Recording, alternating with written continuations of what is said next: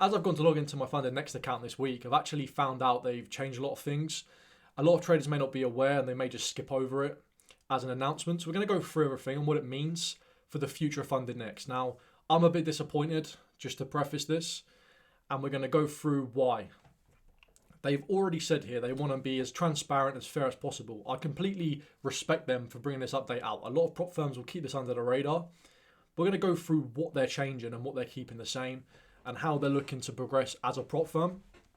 So they've stated here that part of their commitment to be pretty much the best prop firm out there that they want to be, they've increased a profitable share from the challenge phase, which means if you're making a 100k account, once you hit 10% profit on the funded, you get $2,000, which is nice. It's better than nothing.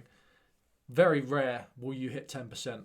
You're looking at 0.0% of traders that are out there that are going to get that.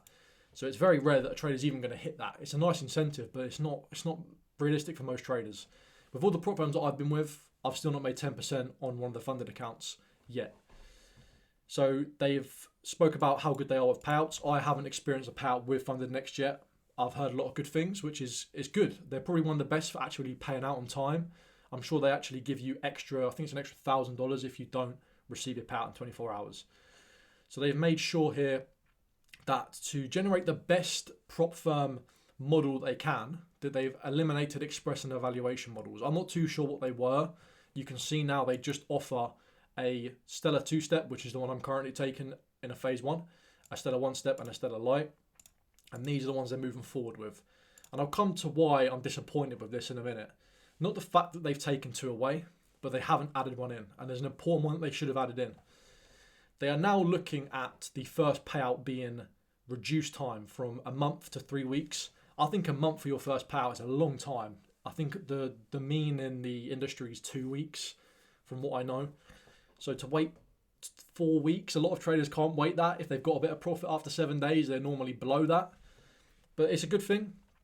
And they've said here, following on, it's 14 days. I don't think that's changed. So we know that the cycle is going to be 2 weeks, every 2 weeks. Now, as for the main reason why I wanted to do this video, as more of a swing trader myself, they have just increased or even just put in a news rule that they never had.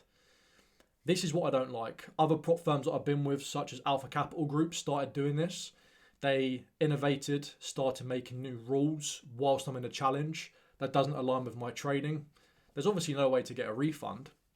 But what is this news rule that they have implemented? So the news rule is, if you trade 5 minutes either side of news, the profit that you make will only account to 40%, which I think is wrong because I do trade swing and sometimes my trades do get triggered in and around high impact news events. I don't think that makes me a risky trader because a lot of the time I never really get slipped. I don't lose more than I need to. Or if I win, it seems to run away from my entry price quite quickly because overall the market moves with the technicals, but the fundamentals do drive liquidity and volume into the market. And they're now trying to make it out like if you make money from the news, we're going to penalise you from it.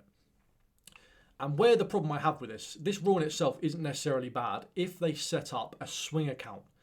We know firms like FTMO have the normal account and a swing account. The swing account has reduced leverage, gives you the ability to overnight and weekend hold and trade news without any restrictions. This is the problem, is they haven't introduced a swing account. This just means now any trader that's more swing trader is going to be at a disadvantage with FundedNext. And I think if they thought this through a bit more, they would have actually introduced a different account for those traders that do trade more swing. And I just think here they've said it's a more structured risk management approach. I don't agree with it at all. But I need you guys to know this because I don't want you going into your funded accounts and end up, because I think in the challenge phases, it's still the same. You can trade news, but then it goes to the actual funded account and maybe you lose 2 trades, you're down 2R, and then you make 5R from a win. And then they say, actually, that's not a 5R win, that's a 2R win because you're only accounting for 40% of the profit. So I don't agree with that. But anyway, what else have they brought in? The addition to scale. So they're bringing in scaling, which is made harder from the news thing, by the way. It's made harder. And They say in here it's the same as a lot of other prop firms. You achieve 4% growth, you will qualify for the profit share. Now, if you want to click on the FAQs, I can always link this in the description, and then you can go and click through this whole article and you can see everything that's going on. And if we go to around the last one here, we're looking at some commission made from prop firms being purchased with links, I think. I'm not interested in that. It was mainly for the actual real time market experience, how that's affected with FundedNext. As a whole, be careful. Now they've changed their rules. That's all I'm going to say.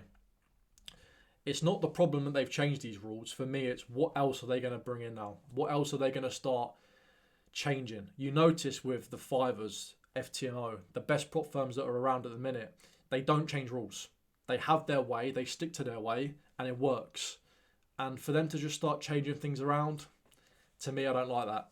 It doesn't agree with me. And it will mean that I won't be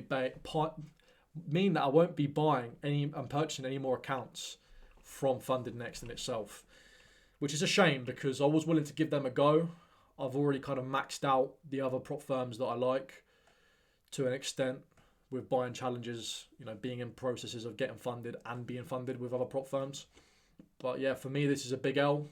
FundedNext, if you're watching this, bring out a swing for the people that trade swing with no news restrictions. And as long as that is going to happen, I will, accept this and maybe even continue trading with FundedNext. But for the minute, I'm not really interested in continuing after this first account. And that's why be careful. You are at the mercy of the prop firm at all times. They can change a rule that doesn't align with the way you trade with no notice, and then you have to work around it. And it's nice they don't have a breach for trading around news, because a lot of firms have a soft breach that may turn into a hard breach. But come on guys, at least give the accounts that were purchased before that, or the accounts that have been with FundedNext for years, the ability to still trade the way they did at the start. Otherwise, I think to an extent I've been ripped off because I've just purchased an account that now I don't really need. It is what it is. But yeah, let me know what you guys think in the comments, and yeah, we'll see what people are thinking here with this. Is this overall positive for FundedNext moving forward, or is this a negative thing? See you guys in the next one. Peace out. Take care.